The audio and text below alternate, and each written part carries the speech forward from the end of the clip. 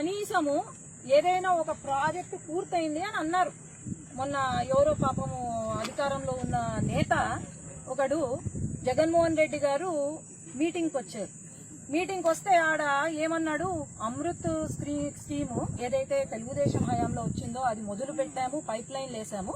అప్పటికప్పుడు ప్రభుత్వం మారడంతో వీళ్ళు ఏమి చెయ్యలేక చాతగాక ఇప్పుడు రీసెంట్ గా పనులు మొదలు పెట్టి ఆయన ఏమన్నాడు, అమృత్ స్కీమ్ లో మాకు పైప్ లైన్ వేసాము, వెలుగోడు నుండి నంద్యాలకు పైప్ లైన్ వేసాము, అంతా పూర్తయింది, నంద్యాలను సస్యశ్యామలం చేసినాము, 30 సంవత్సరాలకు తగ్గట్టు నీళ్లు కూడా ఇచ్చినాము అని అన్నాడు.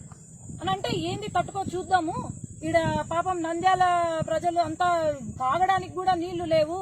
మొన్న జగన్మోహన్ రెడ్డి గారు ఆయన బుల్లెట్ ప్రూఫ్ బండిలో వస్తే నమస్కారాలు పెట్టుకుంటే వెళ్ళిపోయి ఆడ కనీసం మహిళలు బిందెలు పట్టుకొని ఉన్నారు. మహిళలు వాళ్ళు కనిపించలేదా, మాకు కనిపించరే, తట్టుకో చూద్దాం ఇక్కడ ఏంది సమస్య, ఎందుకు నీళ్లు వస్తలేవు, పాపం ఇది పైప్ లైన్ అంతా అయిపోయింది అని అనుకుని వచ్చినాం.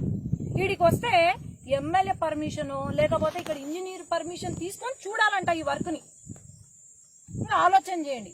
ఇక్కడ చూస్తే ఆయన ఎవడో నేత పాపము చాలా పెద్ద ఎత్తున చప్పట్లు కూడా కొట్టించి మాట్లాడినాడు. లాస్ట్ అక్టోబర్ 2023లో ఎప్పుడో ఆయన వర్క్ స్టార్ట్ చేసినాము అని శంకుస్థాపన చేసినాడు.